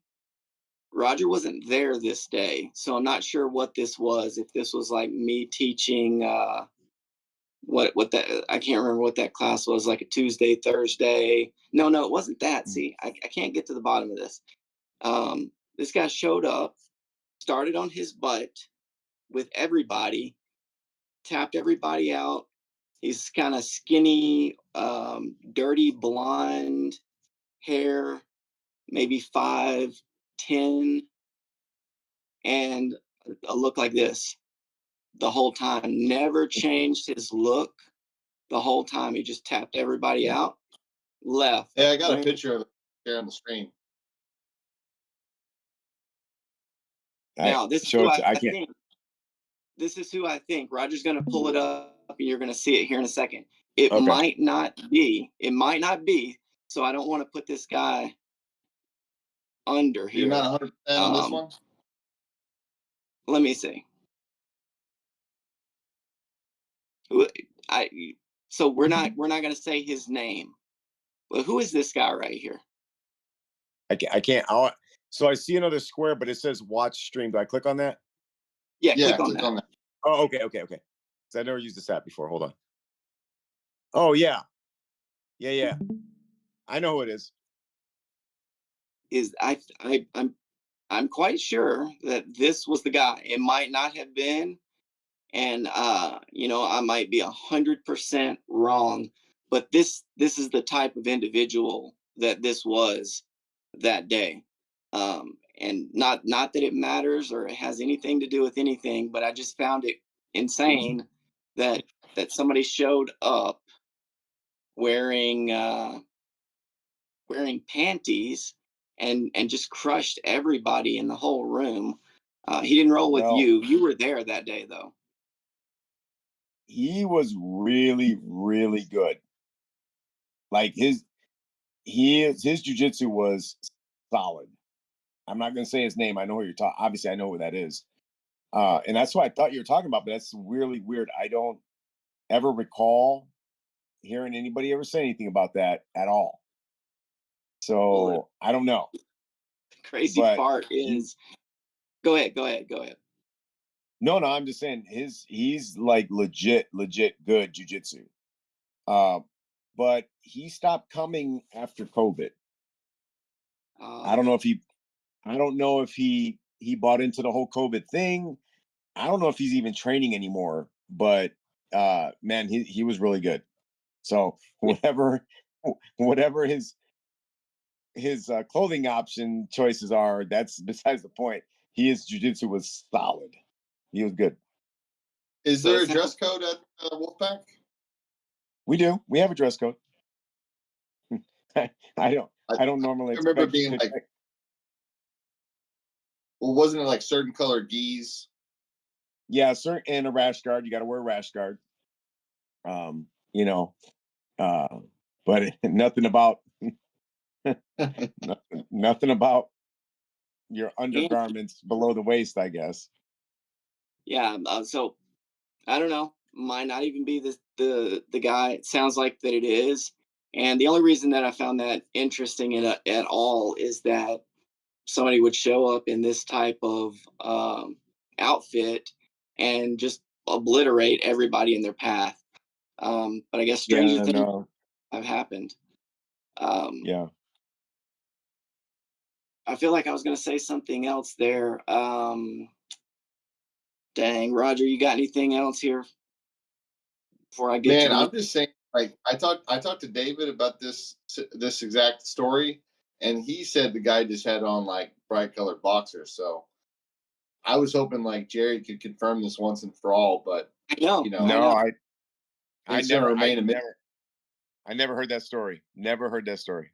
That's the first I'm hearing of it. Mind blown. Mind blown. Right, and I don't want that guy.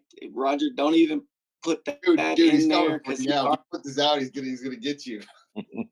it'll be the fourth one. He's gonna put me out. But either way, somebody was there wearing a black belt, kicking the crap out of everybody, me included, wearing panties. Period. That's the end. That's 100% fact. No doubt about it. End of the story. That happened for sure. For sure. But Well, what are we closing it out on? Like favorite ice cream? What's my favorite? Yeah, you. I mean, you were a blue belt. You worked for blue belt for a number of years. Yeah. I finally quit that horrible job. I would say mint chocolate chip. Mint chocolate That's my chip. favorite. Okay. Yeah. that's a good one. That's a good one. Well, you know what? I normally do ask, as far as the foods that are the absolute worst for you, what's your favorite one? What food don't I like? No, the foods that are the worst for your health. Oh. What do I like that's not good for you? Man, I like a good burger, man. I mean, I enjoy a good burger. Yeah, I think the time that you and I got that lunch that day, I think I seem to remember that you did eat a gigantic. I like a good burger. Yes. Roger, I know there's like probably a million questions that we have brought up on this podcast, and we've got him here that we could ask him right now, and I can't even think of anything else that's pressing anyway. Well, you got to save some for next, right? Yeah. We'll save it for part 2 next time. Part 2. For the people that are listening that do want to look you up or to think about training with you, how could they find you? What do they do? Well, you can always find me on our Facebook page, Wolfpack MMA Forney. I have an Instagram. My name is Jiu-Jitsu Jerry 368. Yeah, really, that's the two best ways to reach out to me and contact me. And if you're in the Forney area or Mesquite area of Texas and you want to stop on in, I mean, we welcome everybody. So. And we can wholeheartedly recommend that folks drop on by, and because we know the folks that are there for the most part, and the people that you've got teaching there, and I personally like those guys and gals now with your daughter there. So we can absolutely recommend that people come train with you for sure, and no doubt about it that wherever they are in their jiu-jitsu journey, they can improve training with you guys there in Forney. Roger, you got anything else before we let Professor go?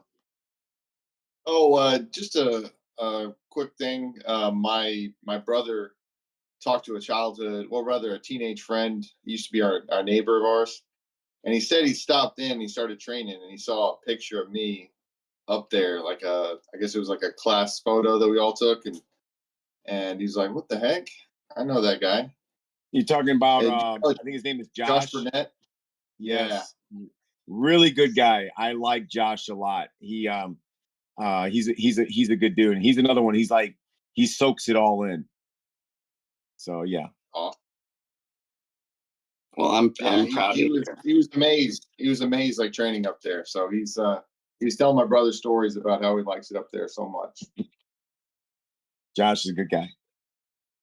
I'm proud to hear that the standard, I keep using the word standard, the jiu-jitsu that you're going to get training with Professor Jerry and everybody else at Wolfpack Forney is top notch for sure. That you're going to improve, you're going to get better, you're going to have a good time, and nobody at least, when we were there, and I could speak for it now, that you're not going to get any of those people that are going to needlessly injure you or be reckless with you or anything like that. That it matters how people are training and rolling. So yeah, we definitely wholeheartedly recommend Wolfpack Rockwall. Wolfpack Rockwall as well. But Rockwall as well. Yeah. Thank you very much. I appreciate you guys. Well, thank you guys for having me. It's been great catching up with you guys. Definitely. Absolutely. Hey, it's been our pleasure, Professor. If we can add anything to your night, then hopefully this podcast did it, and whatever's going good, it'll go a little bit better. All right, brother. Well, thank you very much, you guys. Happy New Year, and hopefully we all have a very prosperous 2024. You as well. Thank you. Same to you. Right.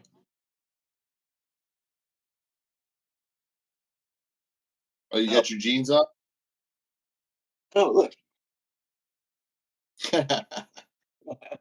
Yeah, I didn't have time to put my gi on. I was like literally like parked.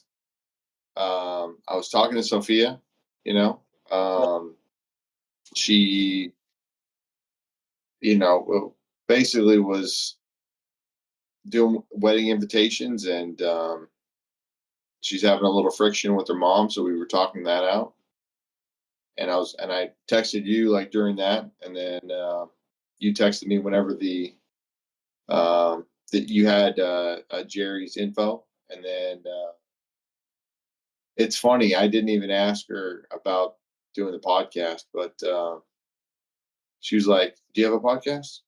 Because it looks like you want to ask me, like you're trying to find a way to ask me to do the podcast, something along those lines. And I was like, "Huh? How did you know?" But yeah, I want to find a way for us to continue doing this and getting great guests. But I don't want to sacrifice any family time either.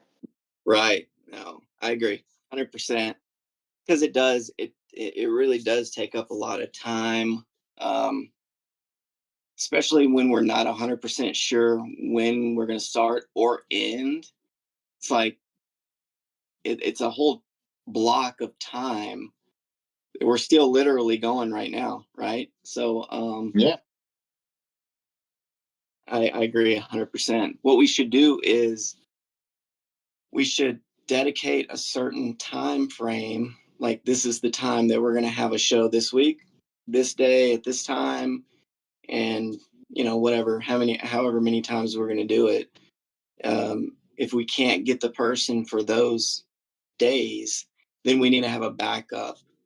But I would say if they can't make it to the main time and they can't make it to the backup time, then we should just reschedule or do it ourselves, right? We shouldn't We be got a huge backlog. We got 7. 7. Yeah, that have not been put out, and this last episode is kind of a pain in the butt because I have to go back and mess with the audio, because it's like I'm coming in like super loud and you're coming in super quiet, so I have to like go through and quiet down my parts.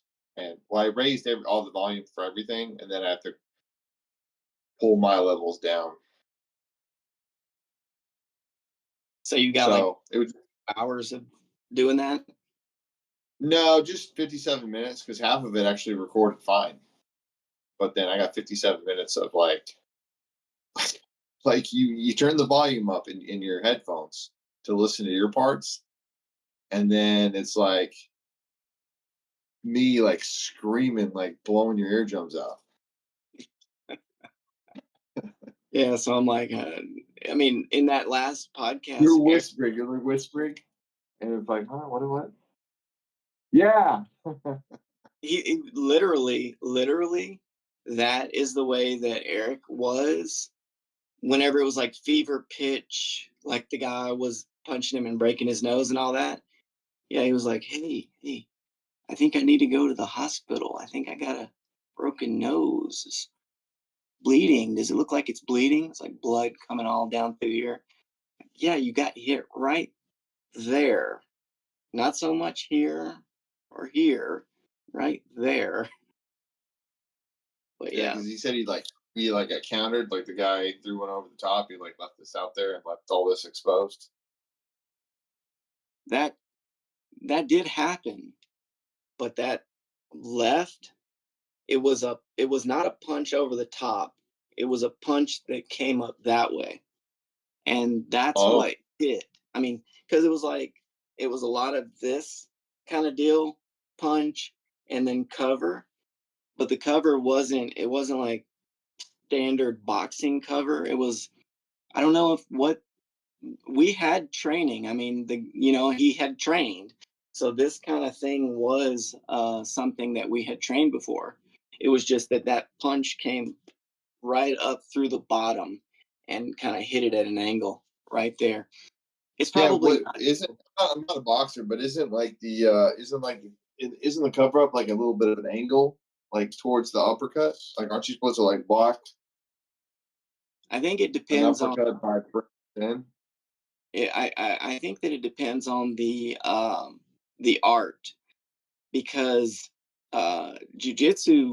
speaking jujitsu wise, the way that I handled it is probably the way that Eric would have handled it, which is the way that you would have handled it, which is he's coming straight forward, aggressive opponent, and throwing haymakers. Well, it's pretty easy to not get hit by those haymakers as long as you are under them. So that's just ducking and being out of the way, angling, I guess that we would say, angling, defensive angling.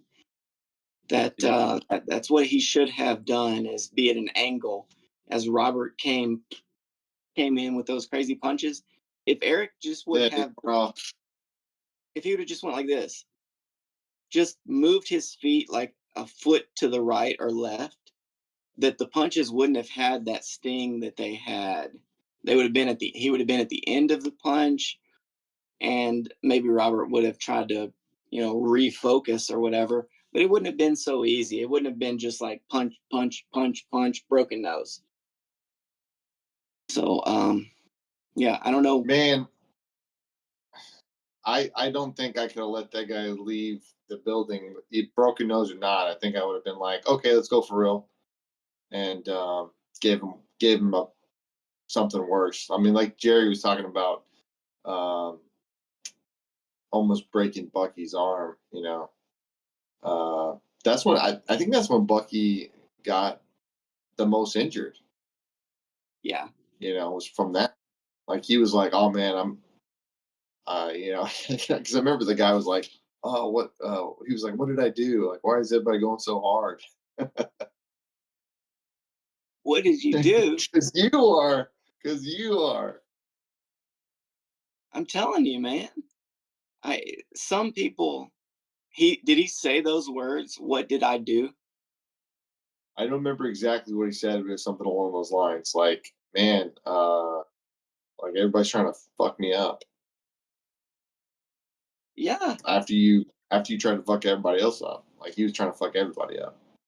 Yeah, that's exactly the point. Is I was the first roll that he had, and Jerry was watching. He was like right next to me watching. So it made that right there made me wonder: is he trying to roll hard to make himself look good in front of the instructor, or is he not caring at all and he's just rolling hard just to win? Or what is exactly going on here? Because he rolled as hard as anybody has ever rolled with me, other than that girl that you remember, we were doing mount drills and all that, showing him mount, and she had some kind of past, and like She had not been under the yeah, belt. intensity like you'd never experienced ever in your life. And that's the way that he was rolling, like as hard as he could possibly go. Went right past my guard. I loved it. Well, I didn't mind. The thing was is that once we were prepared, like once we know. Gave me forewarning. Yeah. You give me forewarning, and he's no no threat at all. We just all crushed him easily. That's the point. That's exactly the point. Is that he was exploiting the fact that nobody is like prepared, nobody is ready for it. He's just going like jump right on. That reminds me of that one knucklehead, man. You remember that one knucklehead I told you about back in the day? It was I think his son had trained up there, but he didn't last because it was funny. He was like, "Hey, man, roll light, don't use your strength," and then he basically tried to dunk on me, like I'm rolling super light.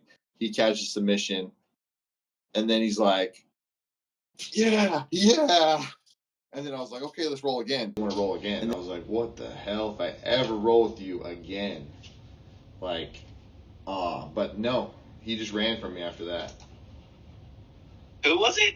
What was the guy's name? I forget the name of the guy, but it was the dad of the kid that Nick supposedly bit, like the kid that was claiming Nick bit him.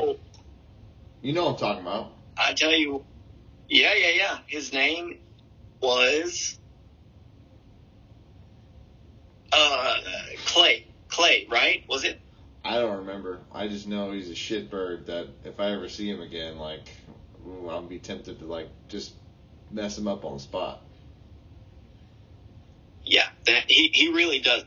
He really does still have it coming from a lot of different people, because he did the same thing with me. That he would go like buck wild, 100 out of 100, and then not want to roll again, or like he would live off that roll. He's like, I did okay in that one. I didn't get tapped out. I was on top the whole time. Yeah. He literally was like, yeah. What a freaking goon, man. He really, I don't know if his name was Clay, but Clay, if you're out there, buddy, you got Don't let me ever see you, man. Like, don't let me ever see you. I'm sure that he probably has not trained since then, and he's like still living off the glory days. But Nick didn't bite your son. First of all, he wouldn't have needed to bite that little kid. And you you, sir, are a scumbag piece of shit. Yeah. No, I don't know. No, come on, he is. You can't behave in that way. You are. I've known guys like that, like they want to put the gloves on back in the day, and you're taking it easy on them because they're like smaller than you, and they get like one little jab in, and then you're like, oh, okay, or something. Like they connect, and then they immediately. There's one guy, he did that, and he immediately like threw the gloves on and ran off. He threw the gloves off and ran away. So, yeah, no, that's a shitbird thing to do, and it will get you beat up for real. Yeah, for sure. I had forgotten entirely about that guy until you mentioned him. But yeah, he was like the bane of my existence, because he would get that roll. He would get that one roll in at full steam and wind up on top. He wouldn't win. He wouldn't like tap anybody. He wouldn't tap me out, but he would be on top or something like that, and then not want to roll again, and not roll with anybody else. He would roll like 1-2 times, or once with somebody good, and then with like a girl or with a kid or something like that. But yeah, but how are you gonna say like, hey, flow, don't use your strength? Like, it's weird that he knew some of those terms, and then he's gonna like literally like a big asshole gonna like celebrate a tap for that. Like, yeah, you set the parameters. Like you say, Okay, tie one arm, and then only use a little T-Rex arm. Okay. Now you can only use you can only do gi chokes. You can only do collar chokes. Okay. All right. Go. And then after the thing, all right, we're trying to do this. You weren't able to get the collar choke. He's like, yeah, got him. He couldn't do it. I got him twice. It's a good day today. Tapped a blue belt, tapped a purple belt on it, tapped a couple of guys out. He never showed up again, man. I never saw him again because I was like, if I ever see him again, like he's dead meat. Yeah. Like there's no way you're gonna do that. Like, and it was so funny. I was like, hey, let's roll again. And he's like, oh, I gotta go. I forgot what it was. He literally left after that. Like he did not roll. Like I remember the time was up, but I didn't care. I was like, we're gonna go again. And then he's like, no, I can't. I gotta leave. It was some bullshit like that. I forget what it was, but I never saw him again. I even went to Rockwall, like hoping to run into him. I never saw him. Yeah, he only came a handful of times with that kind of attitude. Then whenever the skill level around started to raise, and his did not raise because he's like too invested in the victory, like too wound up in tapping everybody out, and that's kind of a what is that word? What is that word, man? Where it's like, how can you not be tied into tapping people out? And why is this a problem? How do you put that into words? Not just your, like, don't go hard, and then he's going to try to go as hard as he possibly can and be excited to win.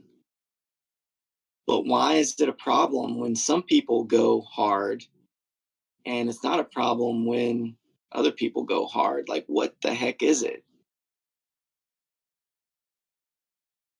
I know, like even when I've like gone hard against like guys at Octagon MMA, like they took offense to it. Like, it is very easy to have like a jujitsu, uh, commit like a jujitsu sin, right? Like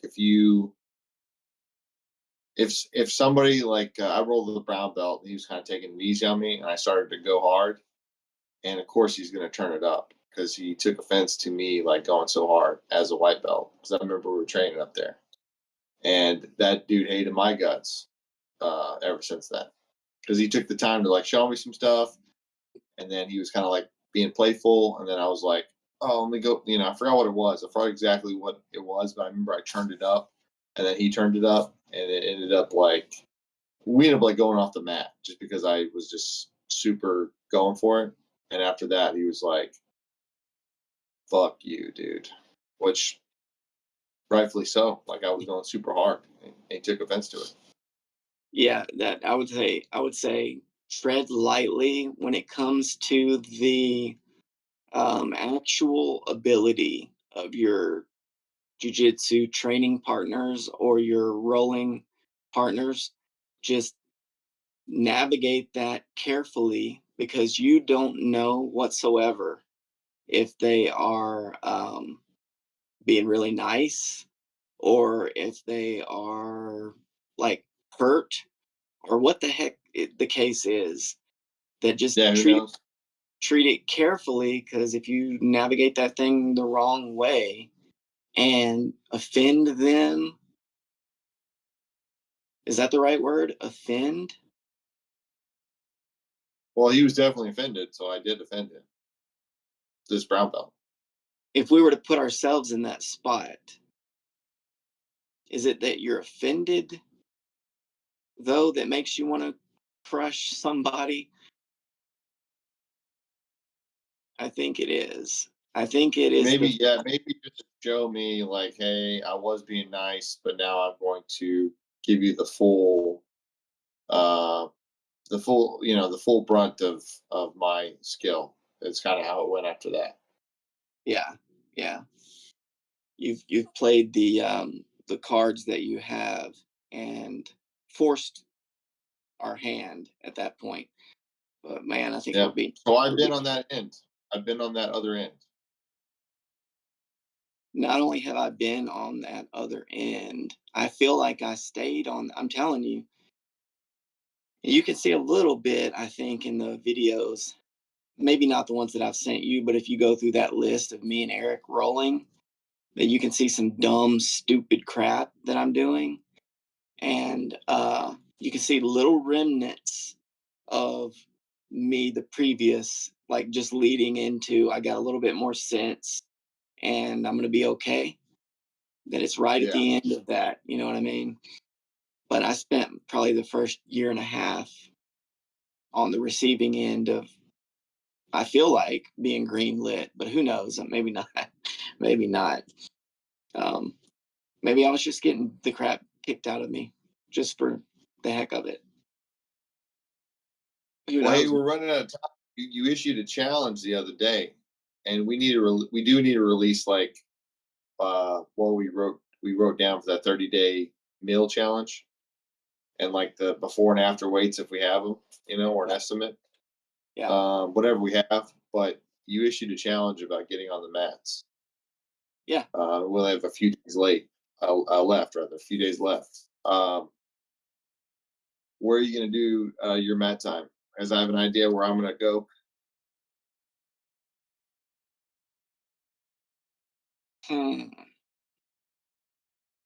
Was the challenge that you and I would go train on the mat? Well, specifically, we talked about all of us would do some sort of jiu-jitsu training on some sort of mat. So I'm guessing at a gym somewhere in town. So I guess somewhere in Abilene, somewhere in I forget the city. Wasn't there a Gracie certified training center in Bossier City? Oh yeah. For Eric, and then I have a couple options myself. Yeah. I'm not sure. I don't know how to. I mean, would it hurt to go drop in at that one gym that was in Abilene uh, just for a little mat time until you get back to Invincible? Maybe for open mat. There you go. We can at least do open mats until we're at where we need to be.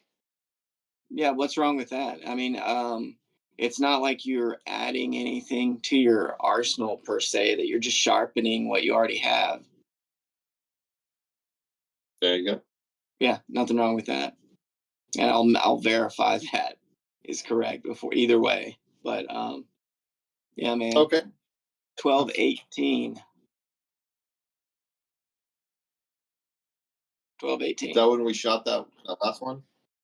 No. It's 12-18 right now. We went. How long have we went? Probably like 3. No. It's 2.5 hours. Yeah, that's a good one. I think that'd 2.5 be hours? Yeah, or 2 hours and 15 minutes. That's perfect, man. We can also cut that down with, I mean, if need be, we can shore it up as tight as we need to. But I think I think this is a good time. Okay, let's do it until the next one. Cool, man. All right. How we got Jerry on. That was awesome. Yeah, me too. Yeah, that's gonna be a good one that we can release. We'll hype it up. Before I go to bed, I'll send you this one. Oh yeah. Okay. Yeah, I'll do it right now. Yeah, heck yeah. All right. All right, brother. All right. Cool. Adios. Later.